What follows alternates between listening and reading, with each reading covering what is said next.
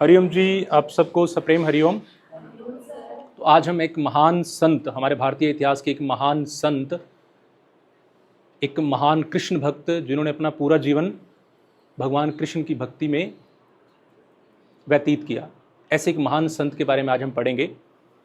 और अगर नॉर्मली जब भी हमें पढ़ाया जाता है तो ऐसा लिखा जाता है कि मध्यकालीन भारत की नारी भक्त, तो वो कहते हैं कि एक नर और नारी से भी ऊपर उनकी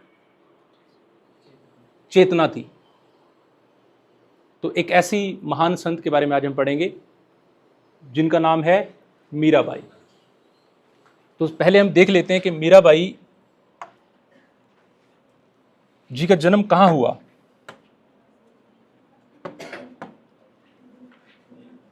राजस्थान में एक राजा हैं जिनका नाम है राव जोधा, और कहते हैं कि जोधपुर जो है वो इन्हीं का बसाया हुआ है। जोधपुर में एक रियासत है जिसका नाम है मेड़ता। ये मेड़ता के ही राजा हैं। इनके आगे एक पुत्र हैं जिनका नाम है राव दूधा जी। ये कहाँ के राजा हैं? ये मेड़ता के। और मेड़ता कहाँ में? जोधपुर रियासत के अंदर मेड़ता है। और इसके अंदर भी एक गांव है जहाँ पे मीरा जी का जन्म होता है, उसको शायद कुड़की गांव है वो। अब दूधा जी के ना दो बेटे हैं, एक का नाम है वीरमदेव और एक का नाम है रतन सिंह। जो वीरमदेव हैं इनके एक बेटा है और उसका नाम है जयमल, और रतन सिंह की एक बेटी है और उनका नाम है मीरा। तो मीरा जिसके बारे में आज हम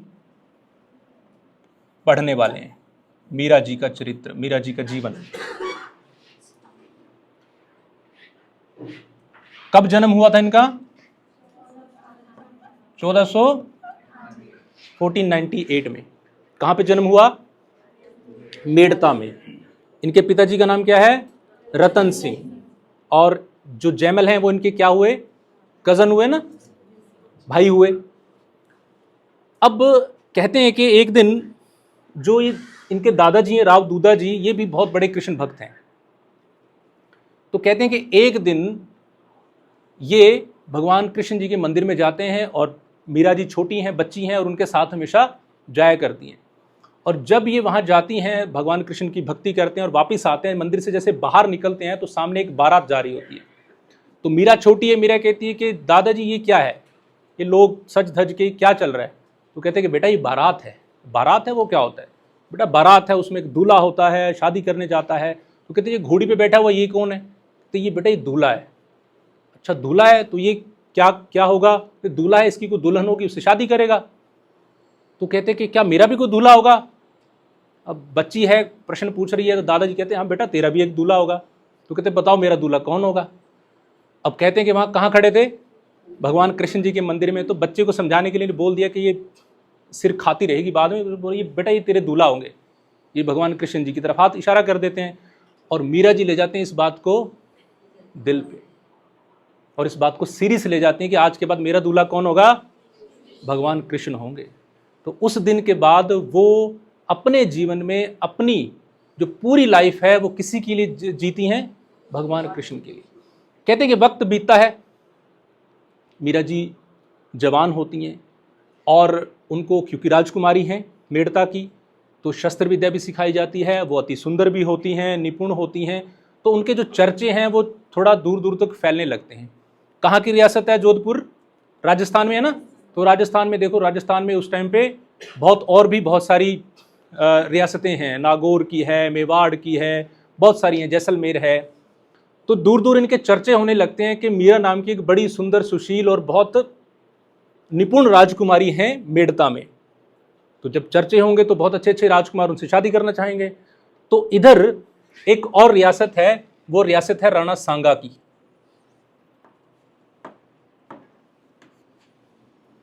सांगा, जिनका नाम क्या था? संग्राम सिंह, और बाद में वो सांगा पड़ गया। सांगाजी राजा किसके हैं? मेवाड़ के। मेवाड़ के अंदर चित्तौड़गढ़ का एक किला है, सबको पता होगा। सांगाजी के ना एक बेटा है और उसका नाम क्या है?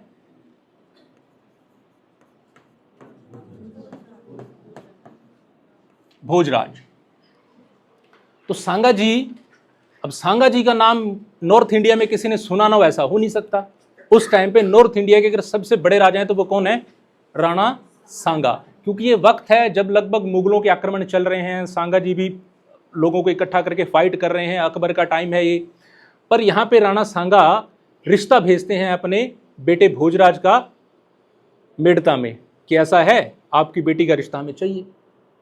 अब रिश्ता गया तो रतन सिंह ने बोला ठीक है। अब रतन सिंह ने जब उनसे पूछा बेटी मीरा से कैसे ऐसे करके रिश्ता आया और बहुत बड़ा घराना है ये मेवाड़ का, तो आपको हाँ करनी होगी। तो उन्होंने बोला पिताजी मैं भगवान कृष्ण को अपना पति मानती हूँ, मेरा शादी ब्याह में कोई इंटरेस्ट नहीं है, मैं नहीं करना चाहती हूँ। तो पिताजी क्या कहें कि बेटा मान जा, मेवाड़ के राजा हैं, राणा सांगा का नाम सुना है क्या? सांगा जी ने रिश्ता भेजा है, बहुत बड़ी बात है हमारे लिए, तो उनसे रिश्ता जुड़ना। तो मीरा कहते हैं मान जाती है, कोई बात नहीं, जैसा आप कहें मैं शादी कर लेती हूँ। तो मीरा जी शादी के लिए राजी हो जाती हैं। तो मीरा जी का जो ब्याह है वो किसके साथ हो गया? भोजराज जी के साथ। और तब कहते हैं कि मीरा लगभग 18 वर्ष की थी और ये टाइम था 1516 का। 1516 में इनका भोजराज जी के साथ शादी हो जाती है। 18 साल की होंगी लगभग। अब जब भोजराज से शादी होती है तो मीरा जी भोजराज जी को कहती हैं कि भैया बात ऐसी है, मैं किसी और को पति मानती हूँ। वो हैरान होते हैं, किसको? कहते भगवान कृष्ण को। तो चलो ठीक है, हो सकता है भक्ति कुछ ज़्यादा होगी तो कोई बात नहीं, तो उस चीज़ को लाइट लेते हैं, कोई बात नहीं, तो आप कृष्ण भक्ति कीजिए, आप हमारी रानी हैं, आपके लिए एक छोटा सा मंदिर बनवा देते हैं, सब अपना पूजा पाठ कीजिए, अपना उसमें विलीन रहिए। तो ऐसे करते रहते हैं वो। फिर वो देखते हैं कि ये उनकी भक्ति बढ़ती जा रही है और उनके कुछ मित्र भी होते हैं भोजराज जी के। भोजराज जी को कहते हैं कि भैया देखो, तुम्हारी पत्नी और पति किसको मानती है? भगवान कृष्ण को। तुमसे प्रेम नहीं करती, प्रेम किसको करती है? तो तुम राजा हो, कुछ सोचो। तो कहते हैं तुम मूर्ख हो, तुम ये क्यों नहीं सोचते कि मेरी पत्नी अगर मुझसे छोड़ के किसी को प्रेम करती है तो किसको करती है? भगवान को। अपना मुकाबला किसके साथ है? भगवान के साथ। जीते तो भी भगवान से और हारे तो भी भगवान से, तो छोटी बात मत करो। तो कहते हैं कि जब वो धीरे धीरे मीराबाई को देखते हैं ना, उनकी भक्ति को देखते हैं, तो उनके भक्त बन जाते हैं। भोजराज जी भले मानस थे, बढ़िया आदमी थे, और उनके क्या बन जाते हैं? वो भक्त बन जाते हैं। पर भोजराज जी का जीवन बहुत लंबा नहीं चलता। भोजराज जी की मृत्यु हो जाती है और वो लगभग हो जाती है, तो 1521 में भोजराज जी की क्या हो जाती है? मृत्यु हो जाती है। मतलब कितने साल रहे साथ? 5 साल रहे। तो 5 साल बाद इनकी मृत्यु हो जाती है। इनकी मृत्यु हो जाएगी तो राजा कौन बनेगा? अगला कोई उनका बेटा सांगा जी का, और अगला सांगा जी का बेटा है रतन सिंह। अब रतन सिंह भी अच्छे इंसान है। ये भी कहते हैं कि भाभी साहब आपकी कृष्ण भक्ति बहुत बढ़िया है, आप उसको कीजिए, अपना मंदिर आपका बढ़िया है, दासियाँ आपको दे दी जाती हैं, और भी जो महिलाएं हैं हमारे महल की, उन वो भी आपकी पूजा में शामिल हों, हमें बड़ी खुशी है। तो रतन सिंह कहते हैं कि उनको बहुत अच्छे से अपनी जो भाभी साहब लगी ना, उनकी छोटे भाई थे भोजराज जी के, तो उनकी सहायता करते हैं, उनकी भक्ति में कोई भी विघ्न नहीं डालते। अब रतन सिंह जो है कि अच्छे राजा थे, पर रतन सिंह का जो टसल है, जो एक ईगो प्रॉब्लम चल रही थी, वो एक बूंदी जी के एक राजकुमार थे, उनके साथ चल रही थी। अब जवान हैं और आपस में किसी बात का चल रहा होगा कोई क्लेश, तो कहते हैं कि ये दोनों शिकार करने जाते हैं, और शिकार करते हैं तो शिकार पता नहीं मिलता है कि नहीं मिलता, पर एक दूसरे को मार के आ जाते हैं, एक दूसरे को मार देते हैं। मतलब रतन सिंह और बूंदी के एक राजकुमार दोनों जंगल में मर जाते हैं, एक दूसरे की वो कुछ रहा होगा कोई इशू। तो यहाँ इस रतन सिंह की डेथ का मेवाड़ घराने को बहुत झटका लगता है, क्योंकि एक अच्छे राजा थे। पर बहुत लंबे टाइम तक ये नहीं रहते। अब रतन सिंह की मृत्यु के बाद अगले राजा बनते हैं विक्रमादित्य।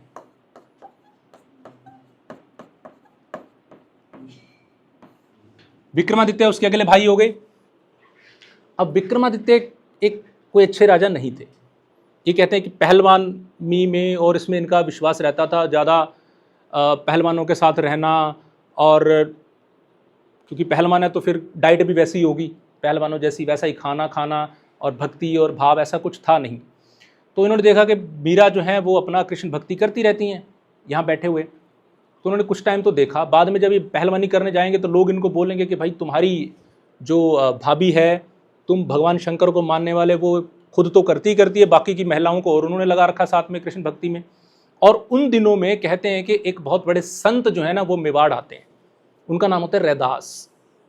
अब रैदास जब आते हैं, मीराबाई को पता चलता है कि बहुत बड़े संत कहाँ आए हुए हैं, मेवाड़ में आए हुए हैं, तो क्यों ना उनके दर्शन करने चला जाइए। तो उन्होंने अपनी दासियों को लिया और क्या करने चली गई, दर्शन। जैसे ही दर्शन करने गई, उनका सत्संग सुना तो मीराबाई को इतना मतलब मन प्रसन्न हुआ कि उन्होंने उनको अपना क्या बना लिया, गुरु बना लिया। अब जब वो उनके गुरु बन गए तो गुरु के पास तो आपको नियमित जाना पड़ेगा ना। तो क्या करते हैं, मीराबाई हर दूसरे दिन कहाँ जाते हैं, रैदासी का सत्संग सुनने। अब ये बात विक्रमादित्य को और ठनी, उन्होंने बुलाया और उनके पास गए कि भाभी साहब ठीक है, आप कृष्ण भक्ति कर रहे थे, एक तो आप यहाँ की क्या है, रानी है, रानी का एक नीच जाति वाले संत के साथ जाके सत्संग सुनना शोभा वाली बात नहीं है, पहली बात। दूसरी बात, आप विधवा हैं, विधवा औरतें तो वैसे बाहर नहीं जाती, तो आपने अपना ही चला रखा है, तो आप कृपा करो और ये अपना बंद करो, ये यहाँ पे ठीक नहीं है। तो मीराबाई ने कहा भाई माई लाइफ माई चॉइस, मैं जो मर्जी करूँ, तुम कौन होते हो कहने करने वाले, तो मैं अपनी मर्जी से करूँगी। आप इस चीज़ को तो कोई रोक नहीं पाया है ना, भगवान की भक्ति में, मतलब आप कैसे रोक सकते हो। तो फिर आपने वो कहानियाँ सुनी कि राणा ने क्या दिए, जहर प्याले दिए, सांप से डसवाया, वो सारे कारनामे इन भाई साहब ने करे हुए थे, विक्रमादित्य ने, है ना। तो ये वो राणा थे जो ये सारे काम उनके साथ करे। फिर कुछ टाइम तक मीराबाई वहाँ रही और उन्होंने देखा कि ये तो बढ़ता ही जा रहा है। फिर उन्होंने सोचा अब यहाँ पार पड़ेगी नहीं, यहाँ नहीं पार पड़ेगी तो फिर हम क्यों ना वापस चले जाएं, थोड़े दिन मायके लगाएं, क्योंकि ये तो भाई साहब मतलब टिक नहीं रहे, तंग करते ही जा रहे हैं। तो फिर उन्होंने वापस फ़ोन किया, किसको फ़ोन करेंगे, जयमल को, कि जयमल भाई साहब गाड़ी भेजो और मेरे को कहाँ आना है, मायके आना है। तो जयमल भाई साहब ने गाड़ी भेजी और वापस कहाँ चलेगी, मीरा मायके। तो जयमल जी ने कहा ठीक है जी, बहन सा बोलते हैं, भाई साहब आप आइए, आप राजकुमारी हैं, जितना मन करे यहाँ रहिए, क्या दिक्कत है। तो वो वहाँ पे महल में आराम से रहती हैं। अब वो जो महल में आराम से रहती हैं, कुछ दिन बीत जाते हैं, तो फिर मीराबाई को मन करता है कि भाई साहब मेरा ना मन हो रहा है कि मैं भगवान कृष्ण जी के ना जो तीर्थ धाम है ना, उनके दर्शन करने जाऊँ। जयमल जी ने कहा क्या बात है, ज़रूर आप जाइए, साथ में दासियाँ ले जाइए, कुछ और महिलाओं को ले जाइए, कुछ सैनिक भेजते हैं आपके साथ, आप जाइए। तो कहते हैं कि उनका एक पूरा जो कुनम्बा है वो पूरा तैयार किया जाता है। और मीराबाई को कौन कौन से धाम हैं, वृंदावन जाएंगे, मथुरा जाएंगे और द्वारिका जाएंगे, एक और भी है स्वामी जी, 3 ही है, वृंदावन, मथुरा और द्वारिका। पहले इस तीर्थ में इसी में गई थी। तो कहते हैं कि पहले वो मथुरा जाती हैं और उसके बाद वो वृंदावन जाती हैं। अब जब वृंदावन पहुंचती हैं मीरा, तो वृंदावन में ना एक बहुत उस टाइम पे एक बहुत बड़ा कृष्ण जी का मंदिर है, मेन मंदिर जो कहते हैं, प्राचीन मंदिर, वो आज भी शायद होगा। उस मंदिर में एक जो पुजारी हैं उनका नाम है रूप गोस्वामी, वो वहाँ पे क्या करते हैं, पूजा करते हैं, आरती करते हैं। अब उन दिनों उन्होंने एक कसम खा रखी है कि भैया मैं जब पूजा करूँगा तो मैं जो औरत हैं उनको देखूंगा नहीं, मेरे जब पूजा करूँगा तो औरत मंदिर में प्रवेश नहीं करनी चाहिए, जब मैं पूजा कर लूँ उसके बाद भले ही आओ, पर मेरे होते हुए नहीं आओ, मैं उनको नहीं देखूंगा, औरतों को नहीं देखना चाहता। कोई होगी उनकी कोई ऐसी प्रतिष्ठा। मीरा जी ने उन्हीं से, क्योंकि वो इतने बड़े संत थे, तो मीरा जी किसी से भी पूजा करा सकती थी, है ना। तो उन्होंने भी उन्हीं से मिलना चाहा और उन्हीं से पूजा करवाने की कही कि आप रूप गोस्वामी जी को बोलो, क्योंकि पूजा करके चले गए थे जब मीरा जी वहाँ आई कि भैया मेवाड़ की रानी आई है और आप आइए और पूजा कीजिए। सैनिक गए, सैनिकों ने बोला कि आप प्रभु आप आइए और पूजा कीजिए। तो उन्होंने बोला कि आप तो बोलो कि पूजा का वक्त चला गया है, दूसरा बोलो कि भैया मैं औरतों का चेहरा नहीं देखता पूजा के वक्त, इसलिए मैं नहीं कर सकता, मुझे क्षमा करें। सैनिक आए, सैनिकों ने बोला कि मीरा जी ऐसा है, रूप गोस्वामी कह रहे हैं कि मैं ये है कि मैं अभी पूजा का टाइम नहीं है। तो कहते उनको बोलो कि मेवाड़ की रानी आई है, मेड़ता की राजकुमारी आई है, आपको आना होगा। तो फिर उन्होंने बोला कि और मैं आपसे ही करवाना चाहती हूँ। फिर उन्होंने बोला कि इस बात का क्या करें कि औरतों का चेहरा नहीं देखते। तो उनको बोलो कि ऐसा है, मेरे लिए पुरुष सिर्फ एक ही है और वो है भगवान कृष्ण, बाकी सब गोपियां हैं, बाकी सब औरतें ही हैं। तो उनको बोलो कि रूप गोस्वामी जी आप भी एक औरत ही हो, तो चुपचाप आ जाओ। तो अब सैनिक जाते हैं तो उन्हें बोलते हैं कि भैया ऐसा है, मेवाड़ की रानी आई है और वो कह रही है कि आप भी औरत ही हो, तो चुपचाप आ जाओ, आप भी कोई अपने आप को बहुत मर्द नहीं मानो, आ जाओ। तो जब ये बात कहते हैं कि रूप गोस्वामी जी सुनते हैं तो उनके मन में एक भाव आता है कि इतना ऊंचा भाव कि पूरे सृष्टि में सिर्फ एक कोई पुरुष माना और बाकी सबको गोपी की नज़र से देखना, तो ऐसी कोई महान संत कहते हैं कि फिर वो रूप गोस्वामी जी आते हैं और मीरा जी को दंडवत प्रणाम करते हैं कि ऐसे महान संत, ऐसी महान भक्त कहाँ हैं। तो वो उनका आपस में मिलन होता है, पूजा होती है और फिर वहाँ पे कुछ टाइम मीराबाई जी रहती हैं वृंदावन में। कुछ सैनिकों को वापस भेज दिया जाता है, कुछ औरतों को वापस भेज देते हैं, मीराबाई वहाँ रहती हैं। फिर मीराबाई जी कहती हैं कि मैं अब जाना चाहती हूँ द्वारिका कुछ टाइम के लिए। तो उन जो साथ आए होते हैं उनको बोलते कि आप लोग इतने साल रहते हैं, 14-15 साल। तो उसके बाद जब वो वहाँ जाते हैं द्वारिका में, तो पीछे से ना जो जयमल भाई साहब हैं इधर मेड़ता में, और मीरा चली गई है कहाँ पे, द्वारिका में। कुछ थोड़े बहुत सैनिक चले गए साथ, कुछ महिलाएं चली गई साथ। तो उन्होंने बाकियों को बोला मीरा जी ने कि भाई मेरा तो देखो कृष्ण भक्ति में मन लगता है, मेरो तो गिरधर गोपाल दूसरो ना, आपके तो और भी बहुत सारे लोग हैं भाई, अब बच्चे हैं, आप हैं, अपना जाओ, अपना संभालो, मेरे पीछे क्यों आप कर रहे हो। द्वारिका पहुंच गई मीरा जी। मीरा जी जब द्वारिका पहुंचे तो उन्होंने बाकियों को बोला कि भाई आप लोग जाओ अपना। तो कहते हैं सब लोग वापस अपने चले गए, मेड़ता चले गए। और मीरा जी वहाँ पे क्या करती हैं, कृष्ण भगवान कृष्ण जी का बहुत बड़ा मंदिर है द्वारिका में, तो उस मंदिर में ही अपनी पूजा अर्चना में सारा दिन और रात सब वहीं व्यतीत करने लगती हैं, वहीं रहने लगती हैं वो। अब पीछे से जो जयमल भाई साहब हैं मेड़ता में ना, कहते अकाल पड़ जाता है, बहुत सूखा आ जाता है। और जयमल भाई साहब सब अपने जो प्रीस्ट होते हैं उनको इकट्ठा करते हैं, उनसे पूछते हैं कि क्या किया जाए, अकाल पड़ गया। तो जो प्रीस्ट होते हैं कि वो बोलते हैं कि भाई एक ऐसी कृष्ण भक्त एक वो यहाँ से चली जाएगी तो अकाल ही पड़ेगा और क्या होगा, तो सबका बुरा हाल ही होगा, और उसको जाओ और वापस बुलाओ।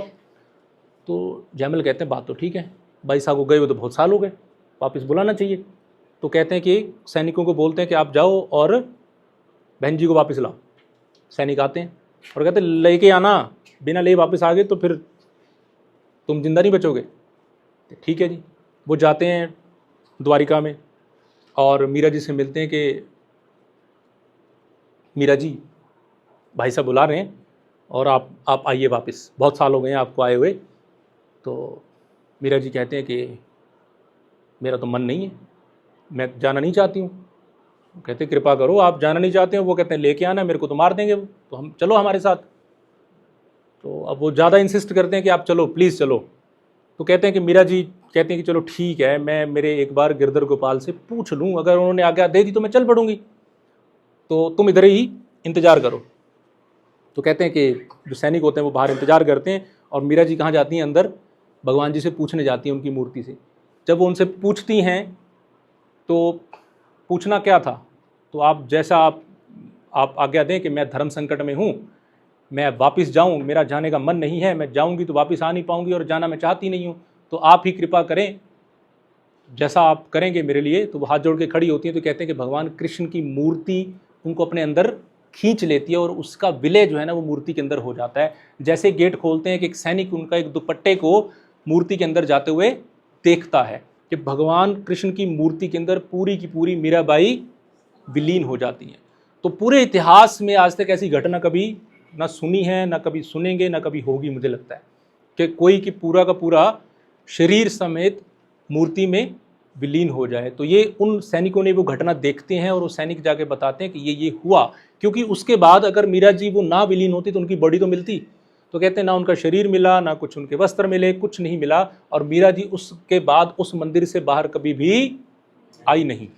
तो इसलिए मीराबाई का जो जीवन है, इसलिए उनको इतनी बड़ी संत कहा जाता है कि भगवान कृष्ण ने उनकी पग पग पे रक्षा करी, कितनी बार उनको बचाया, और पूरा जीवन और अंत में मृत्यु के वक्त भी उनको अपने आप में, क्योंकि अगर हम जो एक भक्त है इतनी बड़ी भक्ति के बाद भी भगवान ना मिलें तो कहीं ना कहीं मन में आएगा ना कि कैसे भगवान है, इतनी भक्ति, तो भगवान ने खुद को उनको अपने अंदर विलीन होने दिया। अब मीरा जी की स्टोरी एंड हो गई, और इधर हम बात कर रहे थे क्या कौन है, विक्रमादित्य।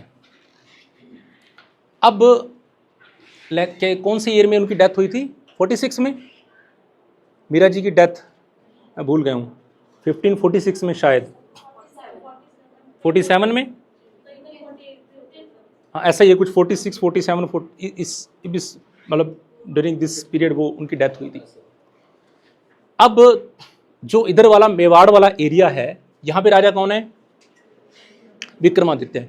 बीच में जब मीराबाई उधर अपना वृंदावन और वहाँ जा रहे थे तो एक फेज आता है लगभग 1532 का टाइम, 1532 के अंदर ना एक राजा है गुजरात में जिसका नाम है बहादुर शाह। गुजरात के राजा हैं, इधर राजस्थान है, इधर राजा कौन है? बहादुर शाह गुजरात में, और इधर मालवा के इलाका है, मालवा में शायद वो हैं हुमायूं उस टाइम। अब ये सोचते हैं ऐसे ना, एक इलाका ये है, एक ये है, और एक ये है, सॉरी नहीं, मालवा में नहीं है, एमपी के पास जो उज्जैन, वहाँ हुमायूं है, और यहाँ बैठे हैं बहादुर शाह।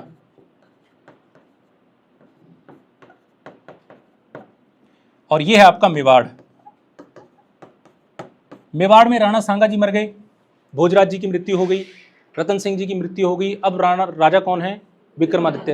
विक्रमादित्य के लक्षण कुछ ठीक थे नहीं, है ना, तो उनको भी कोई, और ये बात इनको भी पता ही थी कि उधर राजा कोई बहुत बढ़िया, विक्रमादित्य नाम का राजा है और कोई बहुत बढ़िया उसके लक्षण अच्छे नहीं है, और उसको मैं आराम से हरा सकता हूँ। कौन? बहादुर शाह। बहादुर शाह क्या करता है? मैं अटैक कर देता है किस पे? मेवाड़ पे। कहते हैं कि विक्रमादित्य राजा तो होते हैं, पर इनकी माता जी हैं, उनकी माता जी का नाम है कर्माबाई, सॉरी। जो कर्माबाई किन की माँ है? एक तो है विक्रमादित्य के भाई हैं, उसका नाम है उदय सिंह। इनका नाम क्या है? उदय सिंह। दो बेटे हैं कर्माबाई के। राणा सांगा की एक रानी है जिसका नाम है कर्माबाई, कर्माबाई के दो बेटे हैं, विक्रमादित्य और उदय सिंह। अब बहादुर शाह आक्रमण करता है कि भी इधर एक राजा है, वो तो बिल्कुल काम का नहीं है, और मेनली राज्य कौन संभाल रही है? कर्माबाई संभाल रही है, तो अटैक करेंगे, तो कुछ ज़्यादा इन पे पावर है नहीं, सांगा जी तो मर चुके हैं। तो वो अटैक करता है, और अटैक करने से पहले ये उनको खत भेज देते हैं कि ऐसा है, अटैक मत करो, आपको ना कोई एक आधा किला ले लो, क्योंकि चित्तौड़ वालों के, मेवाड़ वालों के पास बहुत किले थे, क्या आपको एक आधा किला दे देते हैं और आप मामले को सलटा लो इधर ही। तो कहते ठीक है। तो इनको कहते हैं कि एक रणथंभौर का किला दे दिया जाता है इसको, वो किला यहाँ पड़ेगा। तो इधर किसका कब्जा हो गया? बहादुर शाह का। बहादुर शाह इधर भी आ गया। तो 1532 होता है, थोड़े दिन बाद ना बहादुर शाह के मन में और लालच आता है कि बिना युद्ध करे क्या मिल गया? रणथंभौर। युद्ध कर लें तो क्या मेवाड़ी मिल जाए। तो ऑब्वियसली बात है ना, वहाँ कोई ऐसा तो था नहीं कि बहुत हम एथिक बहुत ज़्यादा हैं। तो उन्होंने बोला कि एक बार और आक्रमण करो। तो उन्होंने एक बार और आक्रमण कर दिया। अब जब आक्रमण किया 1533 के अंदर, तो अब किस पे आक्रमण करेगा? यहाँ। तो ये मेवाड़ वाले खत भेजते हैं किसको? हुमायूं को। कहते हैं कि राखी भेजी जाती है कर्माबाई द्वारा हुमायूं को, मुगलों को। उस टाइम पे अगर मुगलों से कोई टक्कर ले रहा था तो एक ही था, वो था राजस्थान। इसमें राणा सांगा की बहुत, इसलिए मेवाड़ वालों से और इनसे मतलब मुगल ज़्यादा चक्र में पड़ते नहीं थे, जब जब पड़े तो तब तब इन्होंने लड़ाई करी, मतलब उनके अधीनता स्वीकार नहीं करी इन्होंने कभी। इसलिए यहाँ पे थोड़ी बहुत फ्रेंडशिप थी और इन्होंने बोला कि मैं आपको राखी भेजती हूँ तो आप कृपया करके हमारी रक्षा करें। किससे? बहादुर शाह से। अब जैसे उन्होंने खत भेजा, इन्होंने भाई साहब ने फ़ोन कर दिया इधर हुमायूं को कि क्या कर रहा है भाई, तू मुसलमान मैं मुसलमान, ये तो काफिर हैं, तू काफिरों का से मतलब हेल्प करेगा मेरे साथ लड़ने के लिए क्या? ये तो बात बनी नहीं ना। तो उसके मन में भी क्या आ जाता है, ये धर्म को लेके बात आ जाती है कि चल छोड़ो। तो कहते हैं कि हुमायूं पहुंचा ही नहीं, हुमायूं गया ही नहीं। तो नहीं जाएगा तो फिर कौन जाएगा? बहादुर शाह जाएगा। और जब बहादुर शाह जाएगा तो फिर क्या होगा? युद्ध होगा। अब जब युद्ध होगा तो कहते हैं कि जब युद्ध होगा यहाँ पे तो फिर युद्ध में लड़ेगा कौन? क्योंकि यहाँ पे तो राजा तो काम का है नहीं और मेन कौन संभाल रहा है? रानी संभाल रही है। तो कहते हैं कि उन्होंने क्या किया, सबसे पहले विक्रमादित्य और उदय सिंह को वहाँ से निकाला कि ये होने वाले राजकुमार हैं, अभी लड़ाई करेंगे तो मर जाएंगे, क्योंकि हमारे पास कोई चेहरा नहीं है, हमारे पास हम बहादुर शाह का सामना नहीं कर सकते। और जब नहीं कर सकते तो हम क्या करेंगे? हम करेंगे साका। क्या करेंगे? साका में कहते हैं दो चीजें करते हैं, एक करते हैं जौहर और एक करते हैं केसरिया। एक जौहर करते हैं और एक क्या करते हैं? केसरिया। जौहर में औरतें सब आग में चली जाती हैं, बहुत बड़ा एक आग का वो बनाया जाता है, कुंड बनाया जाता है और उसके अंदर खुद को शरीर को त्याग कर देती हैं। और केसरिया में क्या होता है कि केसरिया कपड़े बांध के लोग जो वो पुरुष होते हैं वो क्या करते हैं? युद्ध के मैदान में चले जाते हैं। तो इसको उन्होंने बोला कि अब हमारे पास और कोई ऑप्शन नहीं है, यही करना पड़ेगा। तो अब हम क्या करेंगे? साका करेंगे। तो साका से पहले दो राजकुमार जो हैं, एक विक्रमादित्य और एक उदय सिंह को यहाँ से रवाना करो, कहीं भेजो। कहते हैं इनको बूंदी भेज दिया जाता है, बूंदी इनका ननिहाल है, नानके हैं इनके, वहाँ भेज दिया जाता है। और यहाँ हम क्या करेंगे? साका परफॉर्म करेंगे। और साका करने से पहले जो कर्माबाई है वो, उसकी एक दासी है, उसका नाम है पन्नाधाय। वो पन्नाधाय को ही उदय सिंह को भेजती है कि तू इसका अब माँ भी तू ही है और धाय शायद दाई शब्द से बना हुआ है ना, तो वो भी तू ही है और इसकी माँ भी तू ही है, तो इसका ख्याल रखना, मैं तो अब कर रही हूँ। फिर कहते हैं कि वो बहुत सारा दान भी करती है, सब कुछ करती है। और at the end Bahadur Shah इन पे आक्रमण करता है और बहुत सारी जो औरतें होती हैं पूरे किले की इकट्ठी होकर जौहर परफॉर्म करती हैं और वहाँ पे वो मर जाती हैं। और जब वो मरती हैं तो उनके छोटे छोटे बच्चे और सब वो, क्योंकि वो जो मर्द हैं वो देख रहे हैं ना उनको, जो पुरुष हैं वो तो देख रहे हैं कि हमारी औरतें, हमारी बहनें, हमारी माएँ सब क्या कर रही हैं? जौहर कर रही हैं, तो उनको खून क्यों नहीं खोलेगा? इसलिए वो केसरिया करते हैं, ताकि अब हमें वो जुनून आ गया कि हम एक आदमी के बजाय 10-10 आदमी पे एक आदमी भारी पड़ेगा। इसलिए वो केसरिया कपड़े बांध के बाहर जाके क्या करते हैं? लड़ाई करते हैं। तो कहते हैं कि इस युद्ध के अंदर बहादुर शाह से बाहर लड़ाई भी की जाती है, पर बहादुर शाह का जीतना निश्चित था, कहते हैं, क्योंकि उनके पास कोई चेहरा ही नहीं था। तो बहादुर शाह जीत जाता है। और यहाँ पे बहुत बहुत पहला, शायद ये पहला इससे पहले हो गया था ये शायद दूसरा इतना बड़ा जौहर यहाँ पे राजस्थान की धरती पे होता है। इसके बाद पद्मावती और वो भी होंगे। तो ये बहुत बड़ा जौहर कहते हैं कि इस टाइम पे परफॉर्म होता है। तो ये अब बहादुर शाह किस पे कब्जा कर लेता है? मेवाड़ पे। अब जब बहादुर शाह ने मेवाड़ पे कब्जा कर लिया तो इधर कौन बैठा हुआ है? हुमायूं बैठा हुआ है। अब ये खाली कर दिया इसने जगह, ये खाली कर दी। यहाँ पे क्या था? वो रणथंभौर का किला था। तो हुमायूं ने सोचा ठीक है ना, इधर आ गया, आप इधर चलते हैं। ये क्या कर लेता है? इधर कब्जा कर लेता है हुमायूं। अब जब हुमायूं कब्जा करता है, ये इधर बैठा हुआ है काफ़ी टाइम से बहादुर शाह। जब इसने इधर कब्जा कर लिया तो हुमायूं के लगता है कि यार ये तो छोटा सा किला ही है, इधर करते हैं ना, गुजरात पे कब्जा करते हैं, बहादुर शाह उधर है, बिजी है, हम क्या करते हैं इधर। तो जब ये प्लानिंग करता ही है, इतने में कहते हैं कि बहादुर शाह को भी समझ में आ जाता है कि मेन हमारा, भाई मेन घर कौन है? गुजरात है, मेन तो हमारा, ये तो हमने वैसे कैप्चर किया है। तो वो बहादुर शाह वापस कहाँ चला जाता है? गुजरात। मेवाड़ वापस क्या हो जाता है? खाली हो जाता है। मेवाड़ में खाली हो गया।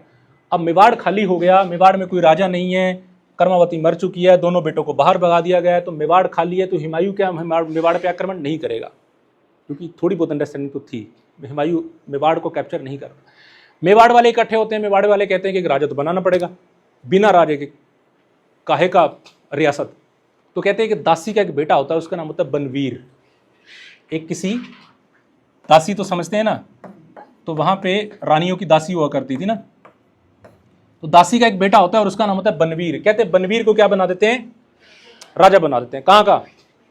मेवाड़ का राजा। कौन? बनवीर, दासी का लड़का। तब तक जब तक, क्योंकि विक्रमादित्य बड़ा है, ऐसा नहीं कि छोटा है, विक्रमादित्य बड़ा है पर उसके लक्षण ठीक नहीं। विक्रमादित्य को राजा बनाएंगे नहीं, क्योंकि उसको बनाया तो समझो कि बेड़ा गर्क कर देगा वो। तो हम बनाएंगे उदय सिंह को। उदय सिंह भी अभी शायद कहते हैं कि 12-13 साल का हो चुका था, तो उदय सिंह को थोड़ा और समझदार हो जाने तो उदय सिंह को राजा बनाएंगे। तब तक हम किसको संभालने देते हैं? बनवीर को, क्योंकि भारी आक्रमण करेगा तो मरे कौन? बनवीर। पर बनवीर निकला बहुत चालाक। बनवीर जब राजा बना तो उसके मन में आ गया लालच। उसने सोचा राजा तो मैं हूँ, राजा, और बड़ा मज़ा आ रहा है राजा बनने में, तो ऑर्डर दो, सब करो, क्या मज़े वाली बात है राजा बनने में। तो उसको उस चीज़ की आदत पड़ गई। कहते जब मैं राजा हूँ, फिर उसके मन में आया कि राजा हूँ तो कब तक? ये इन्होंने बताया कि जब उदय सिंह कल लायक होगा तो हम उदय सिंह को राजा बनाएंगे। तो उसके मन में आया कि ये तो उदय सिंह तो कल लायक हो गए, नहीं तो परसों हो जाएगा, चौथे हो जाएगा, तो हो जाएगा एक दिन, तो मैं तो राजा हट जाऊँगा। तो उदय सिंह, तो इसके मन में आता है कि मैं क्यों ना दोनों को ही सल्टा दूँ, है ना, दोनों का काम कर दूँ, और राजा कौन बनूंगा? मैं। क्योंकि प्रॉब्लम कौन है? दो ही तो लोग हैं, एक विक्रमादित्य और एक। तो कहते हैं बनवीर सबसे पहले जाता है विक्रमादित्य के पास। विक्रमादित्य कहते पहलवानी करता होता था, तो विक्रमादित्य के पास जाता है और विक्रमादित्य को मार देता है। तो बलवीर ने एक का काम कर दिया, विक्रमादित्य साफ। अब कौन बचा? उदय सिंह। अब कहते हैं मैं उदय सिंह को भी मार देता हूँ। उदय सिंह छोटा है, मारना बड़ा ईजी है। पता होता है कि पन्नाधाय ऐसे ऐसे करके पन्नाधाय के पास है, और पन्नाधाय के पास जाएंगे, उदय सिंह को लेके मार देंगे। तो बनवीर कहते हैं उदय सिंह उसके पास चला जाता है, पन्नाधाय के पास। पन्नाधाय को पता चल जाता है बनवीर आ, बनवीर ने विक्रमादित्य को तो मार दिया, अब इसको मारने आ रहा है। तो पन्नाधाय कहती हैं कि मैं, मतलब जहाँ वो अपने उसको पोशाक पहनाती है अपने बेटे को, बेटे का नाम होता है शायद चंदन, तो बेटे को पोशाक पहनाती हैं और उसको वहाँ लेटा देती हैं जहाँ राजकुमार सोते हैं। तो कि फिर वो आता है बनवीर, कहते किधर है भाई, उदय सिंह कहाँ है? कहते उदय सिंह तू मत मारना, वो थोड़ा बहुत बेचारी करती है कि मत मार, तेरे को क्या मिलेगा मार के, है ना, हम वैसे ही वापस बूंदी चले जाएंगे। वो कहते हैं कि वापस कर्माबाई के साथ बूंदी से ही आई होती है वो दासियाँ जो है ना, वापस मायके से ही साथ आती हैं। तो कहते हैं वापस इसको लेके बूंदी चली जाऊंगी, हम कभी आएंगे नहीं, तू उसको छोड़ दे, तू क्यों मार रहा है, थोड़ा करने तो पड़ेंगे ना, उसको पता चले वाकई वो है। तो वो कहते फिर नहीं मानता, तो कहते कि ये है, मार दे इसको भी, तेरी आत्मा को शांति मिलती है तो तू यही कर ले। तो कहते हैं कि अपनी आंखों को, उसकी आंखों के सामने उसके बेटे को वो गर्दन काट देता है, बनवीर मार देता है। तो ये ऐसा कहते हैं कि स्वामी भक्ति पूरे इतिहास में कहीं नहीं है पन्नाधाय जैसी, कि अपने बेटे को अपनी आंखों के सामने कह के कटवा लेना। तो ये ऐसा इतिहास, मतलब मैं शायद ही कभी कोई ऐसा काम कर पाए। तो कहते हैं कि जब वो मर जाता है तो बनवीर हो जाता है निश्चिंत और वापस चला जाता है कि अब आई एम द किंग, तो अब कोई मुझे हरा नहीं सकता, अब सल्तनत चलेगी मेरी। तो बनवीर अपना राज्य संभालता है वहाँ जाके, और पन्नाधाय अब उदय सिंह को लेके वहाँ से भागती है। कहती कि कहीं, पहले कहती नागौर जाती है कि वहाँ मुझे शरण दे दीजिए। राजा कहता है कि बहन कोई अपना खाने पीने का कुछ चाहिए, कोई बिस्किट चाय चाहिए तो मैं दिला देता हूँ, बट मैं रख नहीं सकता तुम्हें, क्योंकि भाई बनवीर है, बनवीर वैसे भी खराब बुद्धि का आदमी है, तो तुम्हें रखना मतलब क्या, मेरी मौत मैं रख नहीं सकता, क्षमा करो। कहते हैं ऐसे एक और जैसलमेर जाती है, वहाँ भी कहती है कि मेरे को शरण दो, ये राणा है, ये किंग है, ये वहाँ का चित्तौड़ का, समझो इस बात को। तो कहते भैया वो राणा नहीं है, वो तो कह रहा है मैंने मार दिया उदय सिंह को, तो तुम अपना, हम नहीं रख सकते, आप कुछ और आपको सहायता चाहिए ले लो। फिर कहते हैं वो जाती है कुंभलगढ़। कुंभलगढ़ का किला है, कुंभलगढ़ का किला किसने बनवाया था? कुंभा जी के नाम से। वो कहते हैं कि एक ऐसी राजधानी है चित्तौड़ की जो सेफ और सिक्योर है, जो बहुत मजबूरी में उसको काम लिया जाता था। वहाँ पे भी एक किसी को राजा बना रखा है वहाँ पे, मैं उसका नाम मुझे ध्यान नहीं है अब, राव करके कोई है, किसी को राजा वहाँ बना रखा है कुंभलगढ़ किले के अंदर। अब कहाँ पहुँच गई? कुंभलगढ़ किले में। कुंभलगढ़ किले में जाती है कि भाई ये राणा है, उदय सिंह है, सांगा की औलाद है, हमें अंदर आने दो। वो कहता है बहन कैसे अंदर आने दूं, ये किला किसका है? चित्तौड़ वालों का। चित्तौड़ में राजा कौन है? बनवीर। तो अब मैं तुम्हें कैसे आने दूं, और मैं तो खुद उसकी सैलरी पे काम कर रहा हूँ, तो ये अंदर आएगा तो वह भी समुद्र में रह के मगरमच्छ से बैर है ना, तो गलत बात हो जाएगी, मैं तो मार देगा वो। तो कहती मैं आपकी सहायता नहीं कर सकता। वो बहुत बार कहती है कि सांगा का खून है ये, मेरी बात का विश्वास करो। वो विश्वास करता नहीं है। तो कहते हैं उसकी माँ उसकी बात सुन रही होती पीछे, वो उस राजा की, और कहते हैं कि लिच्चड़ शर्म कर थोड़ी बहुत, वो राणा, वो तो सांगा ने तेरे को किला दिया था, है ना, और तू आज सांगा का खून तेरे आगे डिमांड कर रहा है कि मेरे को अंदर आने दे, और तू कह रहा है तू अंदर ना आने दे। तेरी तेरी पूरी पूरी अब तक जो तेरे को किले का तो मालिक बन के बैठा, दिया किसने? सांगा ने दिया तेरे को। तो कहते हैं कि वो थोड़ा बहुत अपनी इंसल्ट फील करता है कि हाँ ठीक है माता जी, जैसा आप कहो रख लो अंदर। तो कहते हैं पन्ना धाये को शरण मिलती है, और उदय सिंह और पन्ना धाये वहाँ रहना शुरू करते हैं। फिर पन्ना धाये सबको मैसेज सेंड करवाती है कि ऐसा ऐसा है, उदय सिंह जिंदा है। अब सब सामंत होते हैं, सामंतों को पता चलता है कि उदय सिंह जिंदा है, तो सब सामंत कहते हैं, इकट्ठे होती पंचायत होती वहाँ पे कुंभलगढ़ किले में कि उदय सिंह जिंदा है। तो वो सामंत कहते हैं कि हम मजाक करने के लिए हम ही मिले क्या, सारी दुनिया को पता है अभी बनवीर गया था, उसने मार दिया उदय सिंह को, तुम कह रही हो जिंदा। तो कहते हमें लग रहा है कि भाई तू अपने बेटे को राजा बनाने की कोशिश कर रही है, तूने उदय सिंह को तो मरवा दिया होगा, क्योंकि इस पर यकीन कौन करे, इस बात पे कि तूने उदय सिंह को मरवा दिया होगा और ये तेरा बेटा होगा चंदन, और तू चाहती हो कि राजा बन जाए, तो इस चक्कर में तुम ये पूरी की पूरी ड्रामेबाजी कर रही हो। तो उसकी बात का यकीन किया नहीं जाता। फिर वो कहती है कि चलो मान लेता हूँ, लोग ऐसा करते ही हैं, मान लेती हूँ कि चलो ये मेरा बेटा है, ये उदय सिंह नहीं है। तो ये इनके नानके वाले तो जानते होंगे, उनको पूछ लो, बूंदी बहुत टाइम वो रहा, क्योंकि बूंदी भेजा था उन्होंने ना, बूंदी वालों को बुला लो। तो बूंदी से के तो लोग बुलाए जाते हैं, उनके मामा जो भी। तो कहते हैं ये कौन है? कहते हैं उदय हमारा है, तो हमारा भांजा है ये उदय। इतने में तो बात स्पष्ट हो गई। तो कहते हैं ये तो बड़ी गड़बड़ हो गई, तो अब हम राणा किसको बनाएंगे? उदय सिंह को राणा बनाया जाएगा। अब उदय सिंह को राणा बनाने के लिए क्या करा जाए? बनवीर के साथ विद्रोह किया जाए। तो कहते हैं फिर बनवीर के साथ, बनवीर को भी मैसेज मिल जाता है कि उदय सिंह जिंदा है, टाइम हो गया। तो उदय सिंह जिंदा है तो राणा कौन बनेगा? उदय सिंह। तो फिर कहते हैं कि सब उसके खिलाफ लड़ाई करते हैं, और बनवीर को लड़ाई भी नहीं करनी पड़ती, बनवीर को वैसे भाग जाता है वहाँ से, और वापस चित्तौड़ के किले पे किसका राज हो जाता है? उदय सिंह का। और उदय सिंह इस टाइम होता है शायद 17 और 18 साल का, शायद इससे ज़्यादा उम्र का नहीं होता, और उदय सिंह राणा बनता है। फिर उदय सिंह का बेटा कौन आएगा? महाराणा प्रताप। तो ठीक है, आज हम इसी कहानी को यहीं पे इसका अंत करते हैं। हमने जो कहानी शुरू की थी वो, अब मुझे बताओ कि महाराणा प्रताप और मीराबाई का रिश्ता आपस में क्या होगा? किसी एक से पूछूं क्या? जी किरण मैम, क्या लगेगा? भतीजा। मीराबाई महाराणा प्रताप की क्या लगेंगी? चाची? भाई वो तो पैदा ही नहीं हुए अभी तक। ताई लगेंगी। क्या लगेंगी? ताई लगेंगी वो। तो मैंने भी बीच में कहीं ये पढ़ा था, कोई बोल रहा था बुआ लगेगी, कोई बोलते क्या लगेगी। ठीक है जी, आप सबको सप्रेम हरिओम, इसको मंत्र कर हरिओम।